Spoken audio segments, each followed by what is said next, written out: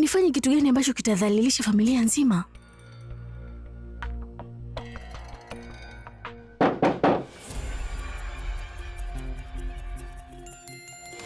Kwa muda mrefu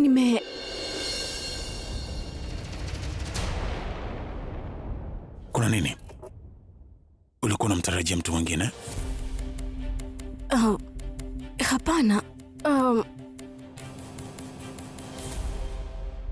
Nilidhani utakuja na mke wako. Umekuja peke yako, ndio maana nimeshangaa. Samahani, gafirika kidogo.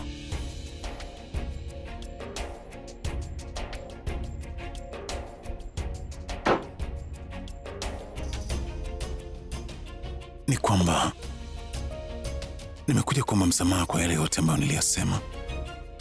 Kusema ukweli, najua nilikuumiza sana.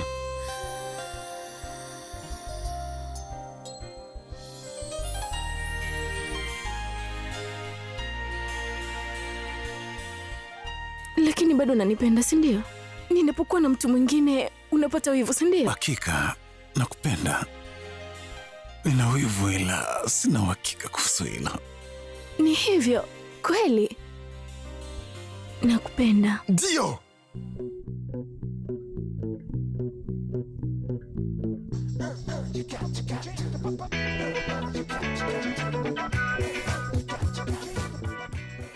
Puneet, una bahati sana mwanangu. Kwa mwana mitindo mashuhuri 5 ataka kukutana na wewe. Lakini ni bahati ya aina gani?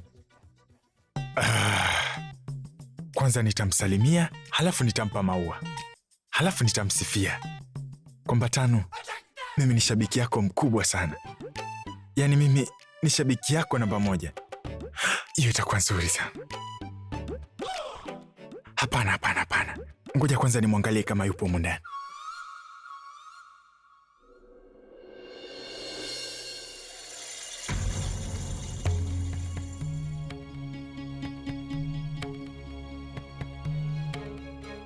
Yuko na nani humu ndani?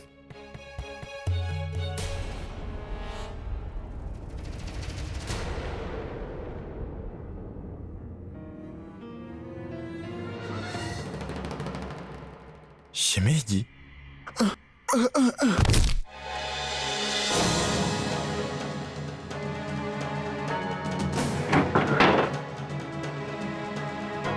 Wewe Shemeji, ulikuwa unafanya nini hapa nje? alikuwa ameniita, ndio maana mimi nimekuja. Mimi? Hivi umechanganyikiwa? Abi, mimi sijamuita. Anadanganya. Hapana, ni rafiki yake ameniambia kwamba nije huko. Ni rafiki yake. Kimya. Kaa kimya.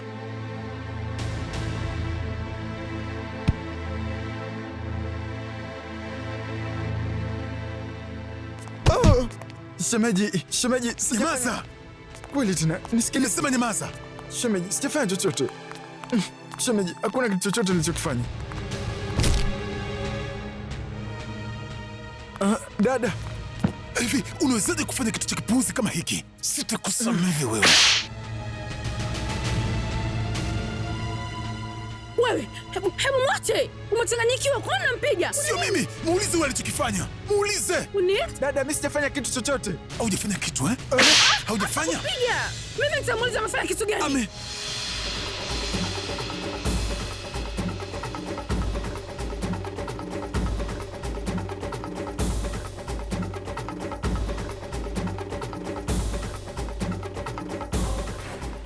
Nilikuwa nabadilisha nguo chumbani. Inaonekana na yeye alikuwa ananichungulia kupitia lile tundu la mlangoni.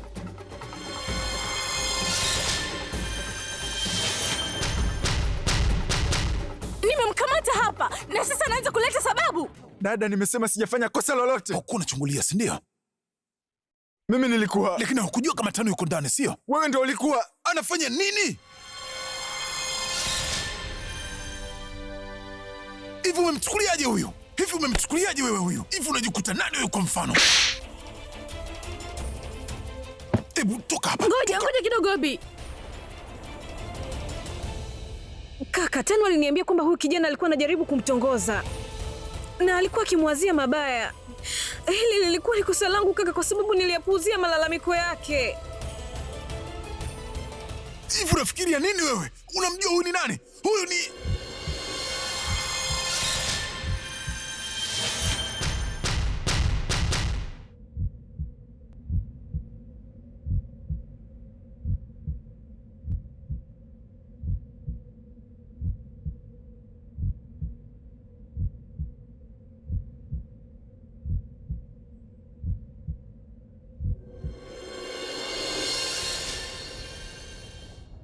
Huyu ni rafiki wa dada yangu.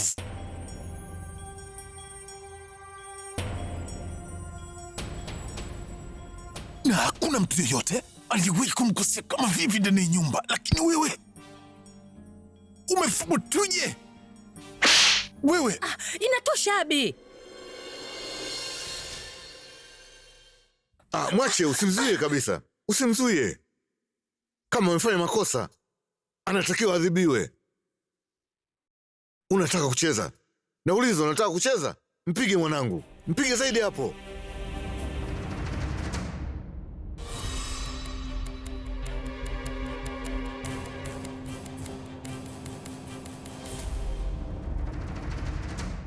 Nini?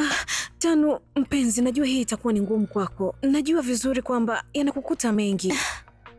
Najua unaelewa kwamba ili upate kitu lazima upoteze kitu. Achana na hilo Alia. Kwa nini sasa ukuniambia kwamba utamleta Abi kwangu? Mimi sikumwambia aje kwako. Mimi nilimwagiza yule kijana kuja kwako na sio kaka yangu. Nilitegemea atakuja. Matokeo yake Abi ndo akaja. Na alikuwa anajutia sana. Kwa hiyo nikamkumbatia na kumtuliza. Ghafla mlango ukagongwa. Abi alipofungua akamwona Puniti. Alia, kiukweli naogopa sana. Vipi kama Puniti akimwambia kila mtu? Hapana, hebu tulia. Tunamwita mpuuzi kwa sababu itakuwa hajawaona, kwa sababu angekuwa amewaona angekuwa ameshamwambia kila mtu, si ndio? Asante Mungu. Badala ya Abi, familia nzima ingekuwa inanilaumu.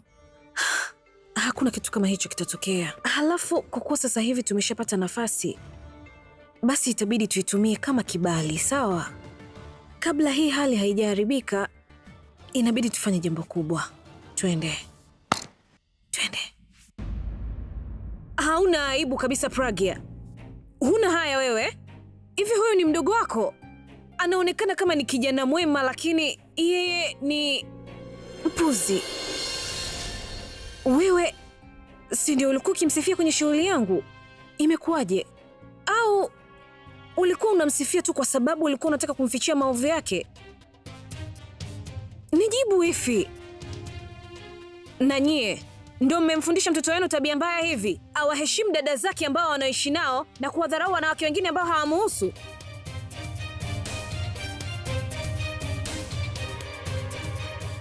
Nyamaza! Usije ukajaribu kuniita mimi dada yako, kwa sababu tu ya vijana kama nyinyi. Wasichana wote wanakuwa hawako salama majumbani kwao. Halafu bibi, leo hautaongea kitu chochote kile. Mara Alia nyamaza, au nisiseme chochote? Unaona kilichotokea leo? Siku zote umekuwa ukinifundisha tabia za hawa watu wa daraja la kati, lakini leo nimejionea mwenyewe kuwa huwa unawapendelea tu bibi, mpaka nashindwa kuelewa jinsi hawa watu walivyo. Kwanza wamehangaika kupata msaada kutoka kwako, halafu hapo hapo bado wanakufanya wewe mjinga. Hivi unakuwa na sababu zipi za kuwatetea watu kama hawa bibi? Sijui kuhusu nyinyi wote, ila mimi sitaweza kuendelea kuyavumilia haya. Lazima leo nitatoa adhabu.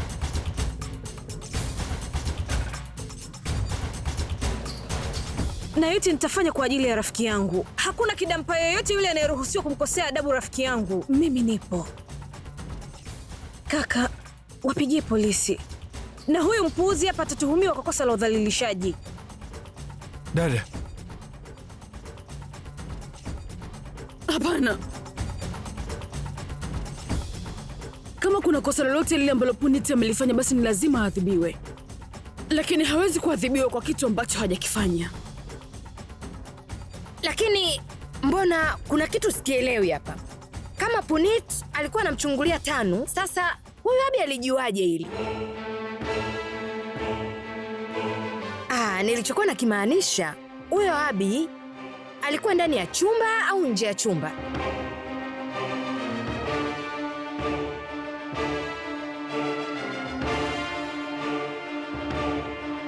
Mbona nashindwa kuelewa?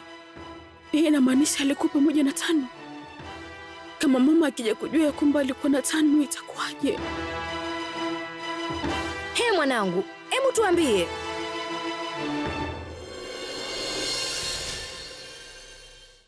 Dasi, mimi nilikuwa napita nje chumba ndipo... Nyamaza! Kimya! Kaka, usibishane naye. Hata hana hadhi hiyo. Kinachomfaa huyu ni kwenda kushughulikiwa tu huko polisi. Nipe simu.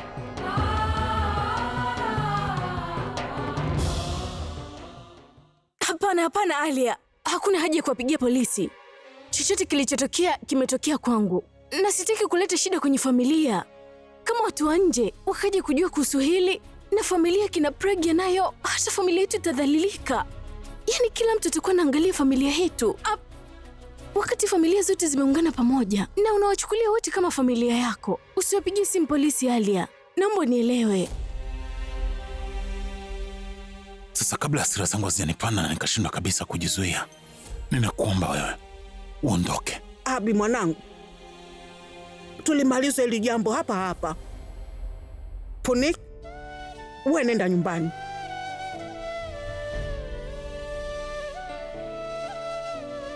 Wengine wote twendeni nyumbani, twende. Lakini bibi, mimi sijafanya chochote. Hebu twende haraka.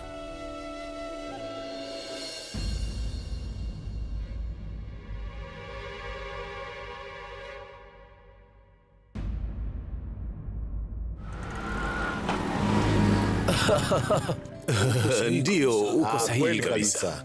Baba? Mwanangu.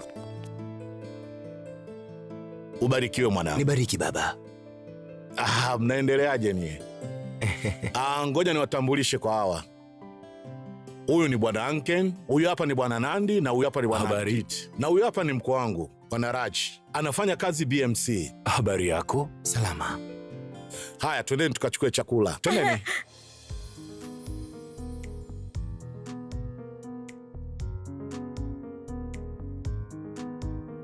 Kwa hiyo Aniketi, ujenzi unaendeleaje sasa hivi? Nimenunua kiwanja kule Gorgani kwa ajili ya kujenga makazi. Kwa sasa nashughulikia sana hilo. Yaani hata mimi pia nilinunua kiwanja kule, lakini huwezi kuamini, kina matatizo kweli.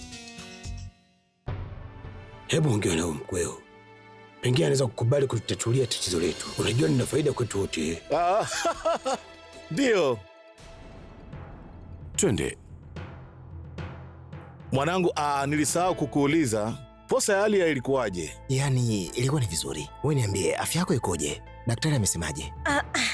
Baba, mimi nilishamwambia Raji kwamba ugonjwa wako wa moyo sasa hivi unakusumbua sana. Mwanangu, ninavyokutana na marafiki wengi huwa najisikia vizuri zaidi. Mwanangu, kuna kitu kimoja nataka kukupa. Subiri kidogo.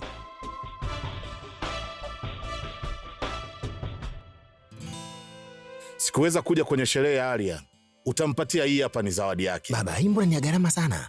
Alia ni binti yangu mimi pia, na hata mimi nina haki juu yake. Kwanza, ngoja kwanza nipokee simu kutoka nyumbani. Sawa. Mimi nimekuozesha wewe kwenye familia ya kitajiri, lakini hakuna faida yoyote ile. Sasa hivi tunachoweza kukifanya ni kuitumia tu nafasi yake. Kama atatusaidia kupata angalau kibali kimoja, basi utaona vipi unaweza kutengeneza pesa. Baba, mimi niko kule. Wewe wala usiwe na wasiwasi kabisa. Mimi nitamshawishi Raji kuhusu hicho kibali. Sawa.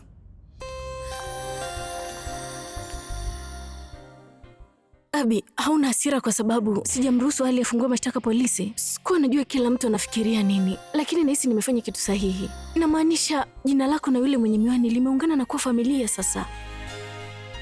Kama polisi wangefika, basi kila kitu kingeharibika. Na siwezi kukuazia mabaya hata kama nipo ndotoni, Abi. Kama vile ambavyo sikuweza wakati wa ajali. Na ndio maana sikutaka hata jina langu liwepo siku ile. watu wangefikiriaje? Na vipi kuhusu bibi? Wangekuwa wanajiuliza tulikuwa tunafanya nini usiku ule. Ila kwa nini nakwambia hayo yote? Unahisi mimi ni mbinafsi? Namaanisha angefanya yule angeonekana ni mwema, na mimi napoteza muda. Hilo sio kweli, na unajua ya. Samahani sana Tano, kiukweli. Kiukweli sikuwa nimekuelewa kabisa. Usiweke hiyo sura yako ya huzuni, unanifanya na huzunika pia. Unajua sipendi ukiwa unakasirika, hata upendezi yani. Samahani. Kwa nini naomba msamaha? Sawa, kuna samahani. Hilo ni zuri.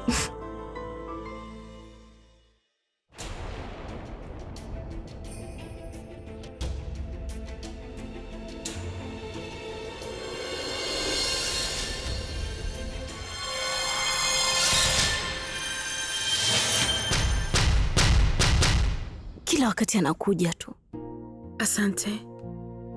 Asante kwa kutokwenda polisi kutoa malalamiko dhidi ya familia yangu, maana nilichokifanya ni kwa ajili ya Abi na sio kwa ajili ya familia yako. Halafu wache kujifanya mwema mbele ya Abi. Kama ungekuwa mzuri, kakako asingekuwa vile.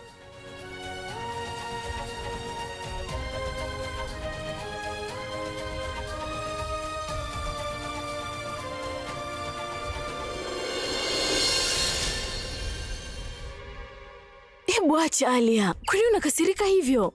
Ulitakiwa ufurahi kwamba mpango uliopanga wewe nimeutumia kwa faida yangu pia. Unamaanisha? Namaanisha kwamba umeidhalilisha familia ya Pragya, na mimi pia nimefanya kazi ulioniambia. Inapendeza sana. Kazi gani? Kazi ya kuwa mwema,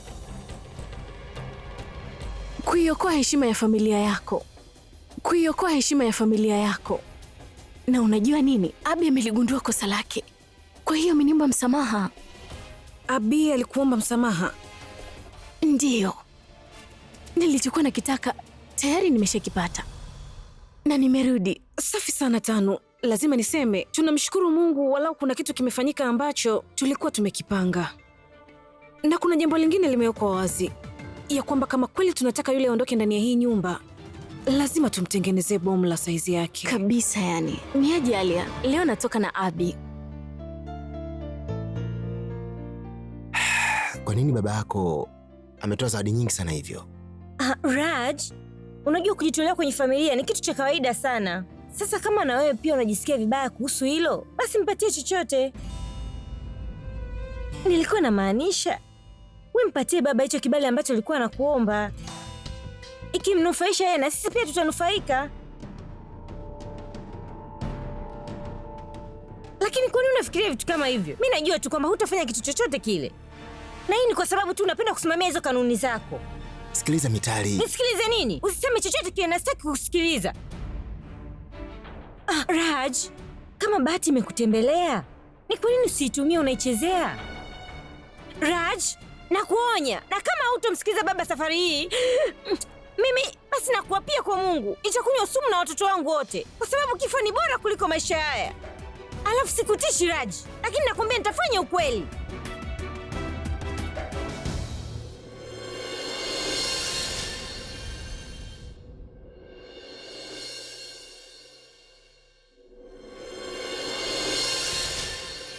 Oh jamani, leo nimesahau kuzipaka rangi kucha. Kama familia yako inapenda yote haya, ama lazima wewe utakuwa umewafanya wakupende. Kila mtu hutolea macho mali ya mtu mwingine. Hata hivyo, kipi kilikukasirisha? Je, ni kile ambacho kaka yako alikifanya, au kwa sababu labda alishikwa akifanya kitendo kisichotegemewa? Utakuwa unajutia shoga, ya kwamba ulishindwa kabisa jinsi ya kuwawekea limbwata watu wakubwa. Hilo ndo lililomwangusha, au sio? Wala usiwe na wasiwasi. Unajua hili linaitwaje? Mkosi. Na mambo ndo kwanza yameanza. Kama jinsi nilivyomtimua kaka yako na kurudi nyumbani kwa mama yenu, basi elewa, kukutimua hata na wewe kamwe sitashindwa. Ni aje Alia? leo natoka na Abi. Hatimaye baada ya muda mrefu nitakuwa pamoja na Abi. Tutakuwa peke yetu. Hizo ni habari nzuri. Unajua una chaguo zuri. Lakini kumbuka kitu kimoja. Maana unajua nini? Kaka ameshaanza kukaa na watu wa shamba, kwa hiyo ameanza kuboreka kweli. Kwa hiyo hakikisha anakuwa na chaguo zuri, sawa? Usijali. Mimi najua jinsi gani ya kumfurahisha Abi.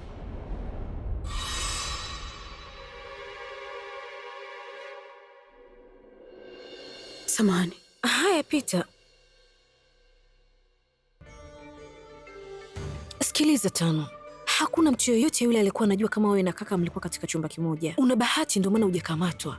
Lakini niko chini ya miguu yako. Siku nyingine naomba uwe mwangalifu. Nataka ukae mbali naye kidogo mpaka ndoa yangu itakapopita. Hakikisha hakuna mtu yoyote yule anayejua kuhusu hili. Sawa eh? Nikutakia siku njema. Sawa.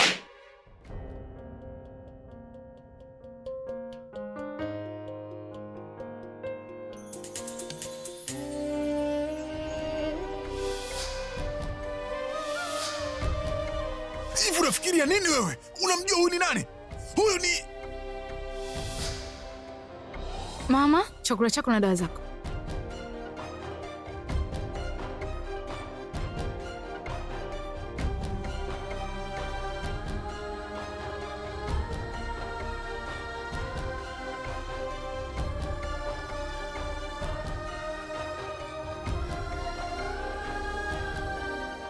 Mama, umepotelea kwenye mawazo ya namna gani mpaka usisikia sauti yangu? Hakuna kitu chochote. Kile ambacho kimemkuta Punit katika ile nyumba ndicho ambacho nachokifikiria. Kilichomtokea Punit hakikuwa sawa. Abi alimpiga sana. Alifanya sawa. Mtu yote angekuwa katika nafasi ya Abi angefanya hivyo hivyo.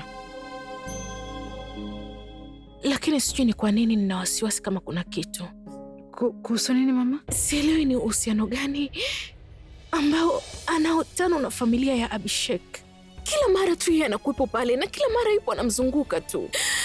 Na jinsi anavyomwangalia Abi, sipendi hata kidogo. Nakasirika sana. Na unavyojua Bulbul, hata mimi leo hii nimegundua hata Abi naye huwa anamwangalia namna hiyo hiyo. Nina mashaka kweli, nina wasiwasi sana. Mama, naona unataka kuipandisha pressure tena bila sababu yoyote. Mama, Tano ni rafiki yake mkubwa sana Alia. Shemeji naye istosha namjua vizuri. Mama, na hiyo ndio sababu pekee inamfanya uzulie shughuli zote pale. Ila wewe sasa. Alafu, Purvina ameniambia kuna kitu fulani hivi ambacho umekiona na kimekufurahisha sana. Si ndiye? Dada ana furaha. Sasa kwa nini unafikiria kuhusu yote hayo? Mama, haya chukua dawa zako unywe na uchukue chakula chako ule. La sivyo nitampigia dada nimshtakie. Usijue thubutu kumsumbua Pragya, nitakunywa hizo dawa. Msikia? Chukua hizo dawa uziweke hapo.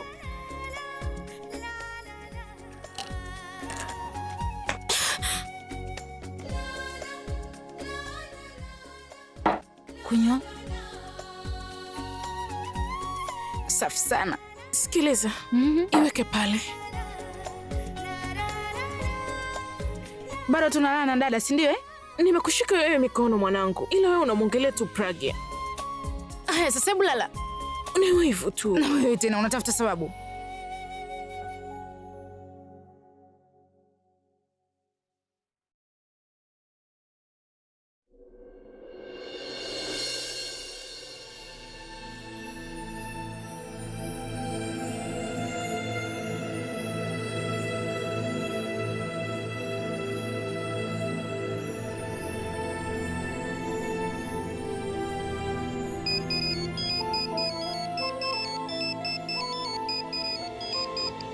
Bulbul. Halo dada, kila kitu kipo sawa huko? Kwa nini? Kuna nini? Huko tayari kuna tatizo naona linataka kutokea. Mama tayari ameshaanza kuwa na wasiwasi juu ya Tano pamoja na Abi. Wasiwasi? Ndio. Kivipi? Kivipi au vipi? Dada wewe unajua vizuri sana. Mama anahitaji kutuangalia usoni tukujua kila kitu ambacho kinatokea. Sasa kwa nini asilijue hili?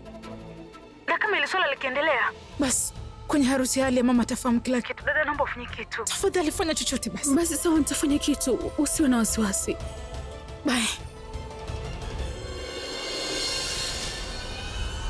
Nilichokuwa na maanisha, huyo Abi alikuwa nje ya chumba au ndani ya chumba?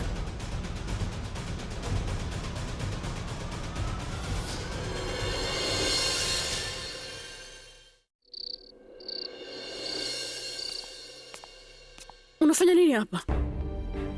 Leo hii haujatoka pamoja na Tano.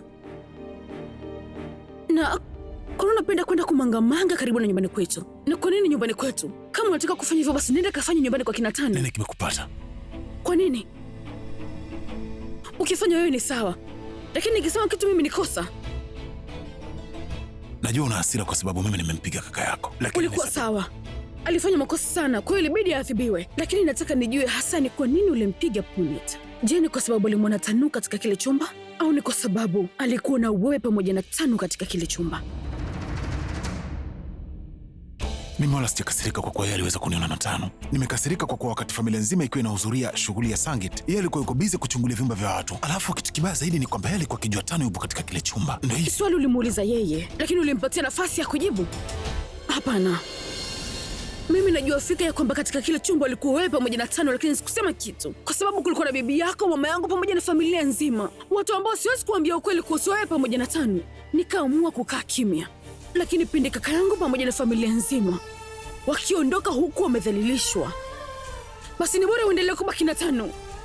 Uhusiano wote unaoendelea kati yako na Tanu nimeukubali kabisa, lakini hiyo haimaanishi mambo yako hujayafanyia hapa nyumbani. Mimi si nilikwambia kwamba unachokifanya na Tanu uendelee kukifanya, lakini sio mbele ya watu wa familia. Hivyo unajua, kwa sababu yako wewe mama yangu ameshaanza kuingiwa na shaka juu yako pamoja na Tanu. Ni mchezo gani huo? Na kama chochote kikimtokea mama yangu kwa sababu yako, na kwa pia sitakusamehe kamwe.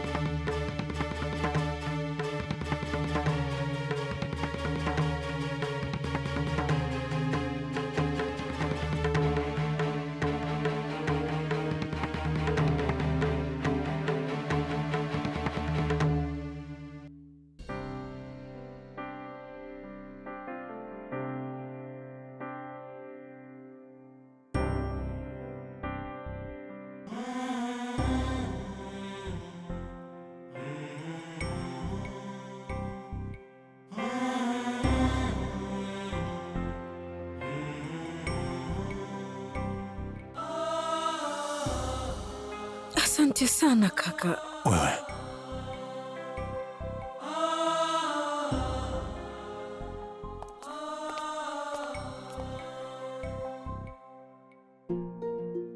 Kaka, mimi najua fika umepata matatizo mengi sana kwa sababu ya kunitetea, lakini hata sijui ni kushukuru kwa kiasi gani. Lakini kaka, basi niongezee siku moja tafadhali. Tanu ameniambia eti kwamba mnataka kutoka kaka. Kaka Abi, lichukulia hili kama ombi la mwisho. Ukiwa na Tanu, naomba uwe makini mpaka siku ya harusi yangu. Natumai utaweza kunielewa kaka. Tumeweka nguvu sana katika hili, na siku moja tu imebaki ya mimi kuweza kumpata Purab, na kisha huyo Surabapa ataondoka ndani ya hii nyumba. Kisha kila kitu kitarudi kuwa kawaida kaka. Sawa.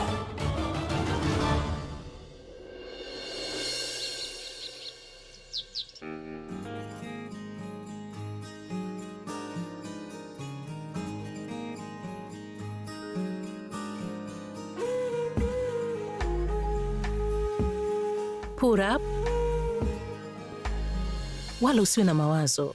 Fanya kitu chenye manufaa, na pindi tu hii harusi itakapofungwa, basi hakuna kitu kitakachobakia cha kuhofia. Mwanangu, kwenye upendo basi pana kila sababu ya kuishi, na sehemu ambayo haina upendo, maana yote ya maisha inapotea. Mimi nataka ya kwamba kila asubuhi ya maisha yako ikukute ukiwa na bulbuli wako. Swala la kutaka kitu la nini? Halafu nimeshachelewa. Yaani hayo ndio mawazo yako wakati bado upo Purab? Fanya kitu, la sivyo utaharibu maisha yako na kujitafutia laana, jambo ambalo mimi sitaki likukute.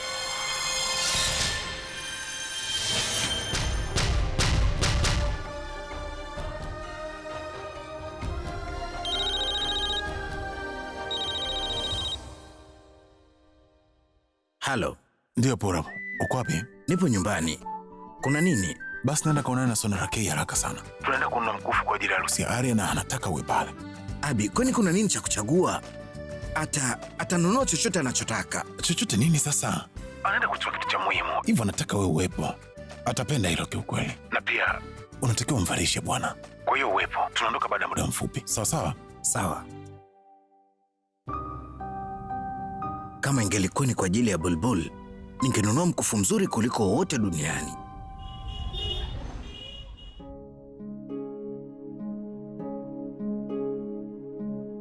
Unaenda wapi Kabir? Kama utaondoka namna hii utatuumiza sisi wote. Najisi kuumia dada, kwa sababu yetu sisi umedhalilika mbele ya mko wako pamoja na familia nzima.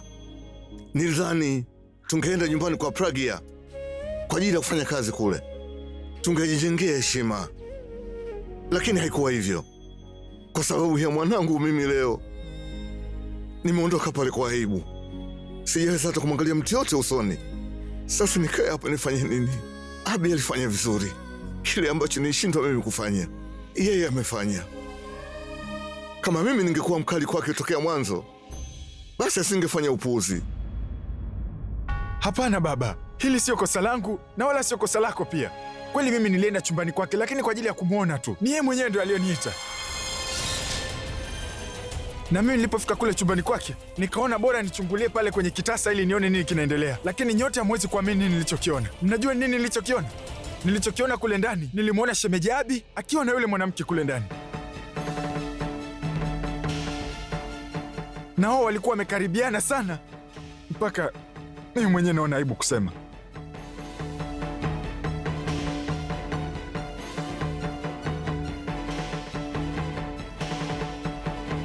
Halafu badala yake hakutaka hata kunipa nafasi ya kujitetea, na alichoona yeye ni sawa kwake ni kunipiga tu ili niseme ukweli. Hebu nyamaza wewe, huna aibu, nyamaza! Hao ndio ambao wametupa heshima sasa hivi, wametuthamini sana na kutupa oda kubwa ya chakula, alafu sasa hivi unataka kumdhalilisha mtoto wao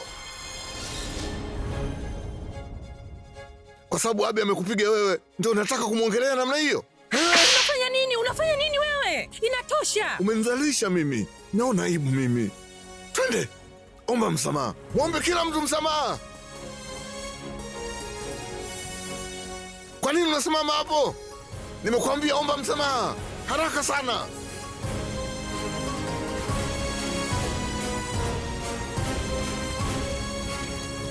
Mimi naondoka dada.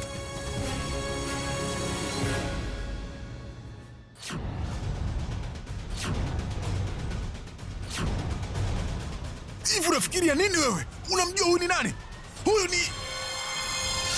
Hiki ambacho ninakifikiria kina ukweli wowote? Ni kweli kuna chochote kati ya Tanu na Abi? Inawezekana ni kweli. Mama, hivi unaamini kile ambacho alikuwa anaongea Puniti? Mama, si unafahamu kama yeye bado ni mtoto? Mama, mjomba alikuwa sahihi kabisa. Ili kujiokoa mwenye, basi lawama zake zote ameenda kumtupia shemeji ili tu ajiokoe. Yeye ni mtoto kama unavyojua, itakuwa tu alikuwa anaogopa macho ya watu wengi.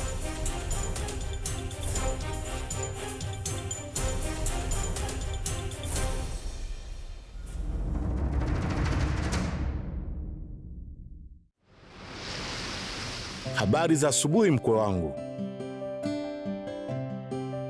Habari za asubuhi. Za asubuhi. Niambie mwanangu, umefikiria vipi kuhusu kazi yetu? Haya makaratasi yetu yanaweza kuthibitisha.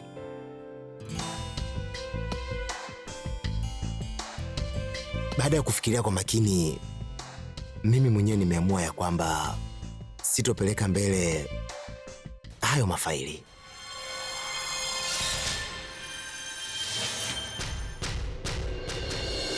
Siwezi kufanya hilo kabisa. Tazama Bwana Raj, fursa kama hizi huwa haziji mara mbili, na kama unataka tunaweza kukupatia mgao kwenye faida yetu bila shaka. Yaani wewe kama unataka pesa kabla hujafanya kazi, sisi tutakupatia, mna shida. Kwani unanifikiriaje wewe? Au unanionaje? Hata kama utanipa faida yoyote ile, siwezi kufanya hili swala. Nimesema siwezi, kwa sababu sio kazi yako tu, ila hata fikra zako wewe haziko sawa, na nchi yetu iko nyuma kwa sababu ya watu kama nyie. Nisikilize, najua kabisa kwamba wamekutuma wewe ili unishawishi mimi. Huu ni mtego na siwezi kukubali. Jana sikuweza kulala baada ya kukusikiliza, na kuna muda nilifikiria kwamba wewe mwenyewe pia hauko sawa. Ndiyo sawa, niache na kanuni zangu kwa ajili ya familia yangu, utanisamehe sana. Siwezi. Kabla ya mimi kuwa mumeo, nilikuwa ni mwananchi anayewajibika, na sitaweza kabisa kufanya hiki kitu ambacho hakiko sahihi, wala kukuruhusu mwenyewe kufanya kitu kama hiki. Kwa hiyo atukana sasa Huyu mkwe wako ni chizi? Ndiyo, mimi ni mwenda wazimu. Na mmeshaona mwenda wazimu anavyofanya. Tuondoke zetu. Jamani, hebu nisikilizeni kwanza. Baba. Umemaliza? Umeridhika kwa jinsi nilivyodharauliwa? Umedharauliwa? Mimi na babangu ndio tumedharaulika hapa. Babangu kawaita hapa kwa sababu niliwapo uhakika. Lakini wewe hutaki kuelewa chochote kile. Unaweza kunifikiria vyovyote utakavyotaka. Mimi niko hivi na nitaendelea kuwa hivi. Siwezi kukubali kufanya kitu ambacho sio sahihi. Kama unataka kuishi na mimi namna hii, haitowezekana. Au la, nenda kwa baba yako. Uamuzi ni wako. Nijulishe utakavyoamua. Ndiyo, nitakwambia. Waendelea kuishi tu na makanuni yako ya ovyo ovyo.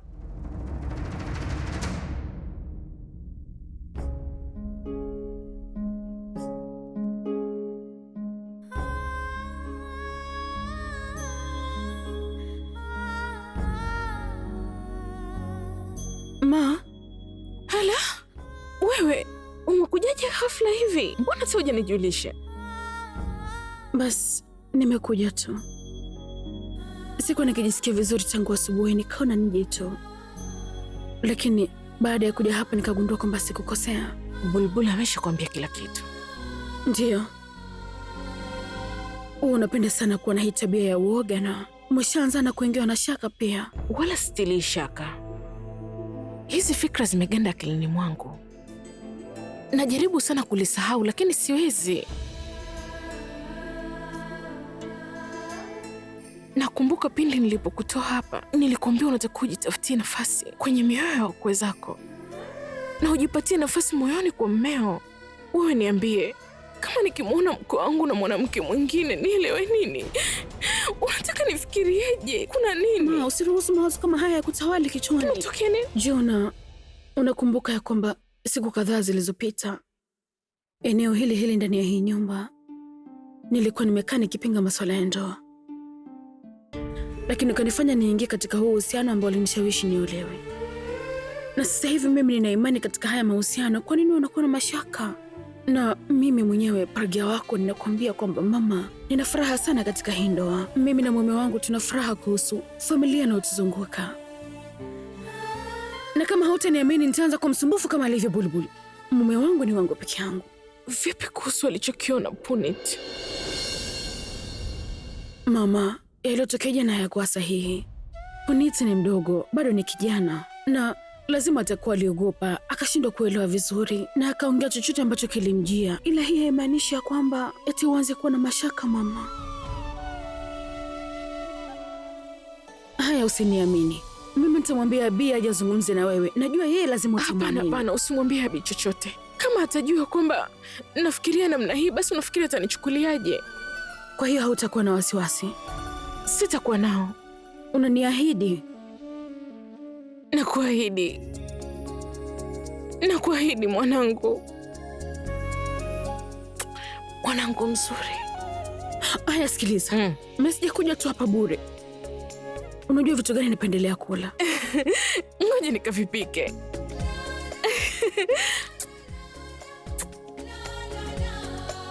Nitarudi baadaye. Naomba nisamehe sana mama. Mimi mwenyewe nimekuaminisha mambo ya uongo. Lakini nitafanyaje?